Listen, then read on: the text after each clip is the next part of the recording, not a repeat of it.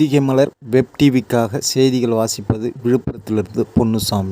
விழுப்புரத்தில் கட்டி முடிக்கப்பட்டுள்ள மணிமண்டபம், நினைவு மண்டபம் ஆகியவற்றை நாளை காலை சுமார் 8 மணி அளவில் தமிழ்நாடு முதலமைச்சர் ஸ்டாலின் திறக்க உள்ளார்.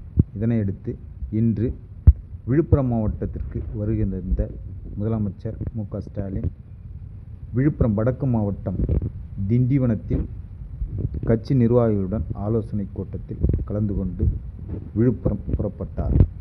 அவர் நாளை காலை சுமார் 8 மணி அளவில் விழுப்புரம் அருகே வழுதரெட்டியில் திமுக முன்னாள் அமைச்சர் கோவிந்தராஜ் நினைவு மண்டபம், இடஒதுக்கீட்டில் உயிரிழந்த 21 பேரின் மணிமண்டபம் ஆகியவற்றை திறந்து வைத்து நலத்திட்ட உதவிகளை நாளை காலை சுமார் 8 மணி அளவில் முதலமைச்சர் ஸ்டாலின் வழங்க உள்ளார்.